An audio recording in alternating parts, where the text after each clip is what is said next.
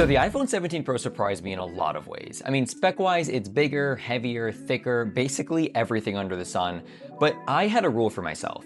If the next Pro was bigger than my 16 Pro, which I already consider to be too big, I would not upgrade for the first time in a while. Well, I broke that rule.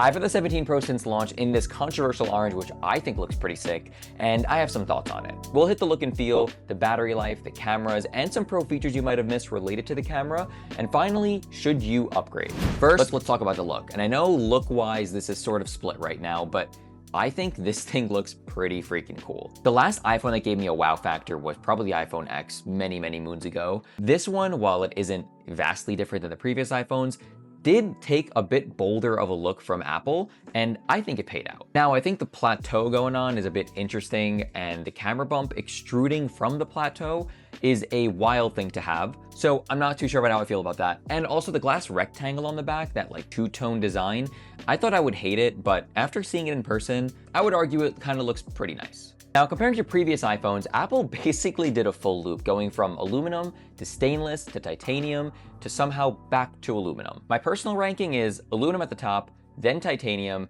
and stainless way below. When I had the stainless steel iPhone, it felt like it was trying too much to be this like super premium product. It was heavy, it felt chunky, and I'm happy Apple got rid of that one. Now, I have my iPhone 16 Pro here, and holding both side by side, it's clear that the iPhone 17 Pro just feels nicer to me overall. Something about the additional curvature and the softness of the aluminum just works a lot better on this phone, but we'll see how it holds up over time. I think I've seen posts on Reddit already of people scratching or denting the aluminum, so time will tell. I'm hoping that it is fairly durable and the aluminum doesn't break down. I mean, for reference, I've been rocking this thing caseless for, the past 5-6 days, and I see absolutely nothing wrong with it after about a week, and I am not babying this phone at all. It's being tossed around, it's being thrown in my pocket with other stuff, so at least it's looking pretty good. There is also Ceramic Shield 2 on the front glass and also this back square pane of glass, which if you watch Jerry Rig Everything's video, this is the first time that one of these iPhones have not scratched at a level 6 with deeper grooves at a level 7, so that's super exciting to see.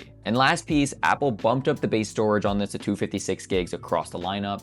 Now, I rarely max out the storage. I think the iPhone 16 Pro was 128, and I didn't even use most of that, but it is nice to have the buffer, and I'm sure a lot of people could make good use of that. With all of that said, the iPhone 17 Pro is one of my favorite designs in recent years, and I'm really happy that Apple is branching out and trying like new designs, but the only thing I'll give feedback on, the camera bump on top of the plateau is insane to me, and I think there's work to be done there. Next up, battery life. Now, this is not a spec dump, but just everyday use, and it's gonna be pretty light on that because I'm not tracking my battery to that extent.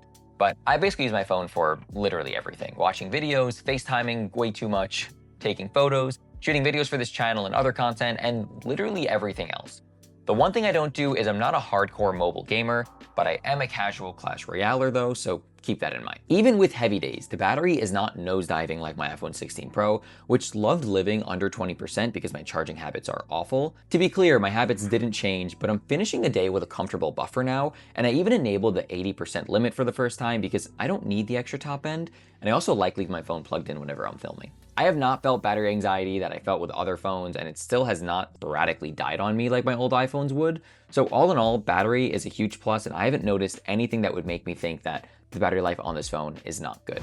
Now let's talk about the front camera. Center stage on the front camera is here. Sometimes FaceTime gets a bit awkward when it zooms like right into my entire face, but I'd rather have it and not use it than not have it at all. They also changed the camera to use the full sensor, enabling some pretty cool reframing things. For example, if you want to take a landscape selfie, you don't have to put it in landscape mode anymore. You can leave it in portrait, hit a button to reframe it to be the full wide sensor, and take a picture like that. Apple also bumped up the resolution and quality of this as well, so it makes it so recording with a front camera does not look like you're recording with a front camera. For the rear, telephoto is now 48 megapixels, so the three cameras feel much closer in quality now. Actually, I think it's identical now, which is a huge plus. I'm not a big telephoto person, but for portraits and the I can't get closer moments, it does come in clutch. Okay, now the fun part, video. See, Apple introduced Apple Log 1, I believe 1 or 2 years ago, but that opened the door to professional filming opportunities using just an iPhone. Now, Apple released Apple Log 2 as well as ProRes Raw, which when combined take your iPhone footage from looking like this to looking like this. It is quite honestly a huge jump in look. It strips the essence of what iPhone footage has always looked like, removes a lot of that sharpness and iPhone processing to it, and just makes it look like you're shooting with a real professional camera. Now you might be thinking, oh, this is so sick, like how do I enable it? Well, these are pro features, and with pro features come pro responsibility. You need an external SSD plugged into your iPhone, not an SD card, and the footage basically eats up storage like it's Sunday dinner, and you need a specialized app to even record using these formats. The two most popular apps you could try if you want to give this a whirl is the Final Cut Camera app, which is made by Apple and gets updates a little bit slower, and the Blackmagic Camera app, which is from Blackmagic, who is an industry leader in this space. Both are great, and I've used both for this channel a ton at this point. The B-roll for this video would have been recorded with it if the video wasn't about the iPhone.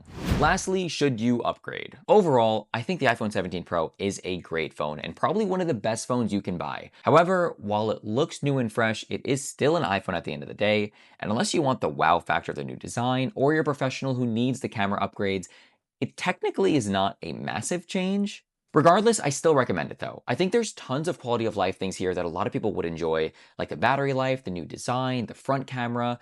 It really is fully featured at this point. If you aren't sure if you'd use the Pro features or don't care about the look, the base model iPhone 17 is literally the best base model Apple has ever released, and you should 100% upgrade to that one regardless. You're getting ProMotion, you're getting the upgraded camera, you're getting basically everything you need, minus some design and new professional formats that the iPhone 17 Pro gives you.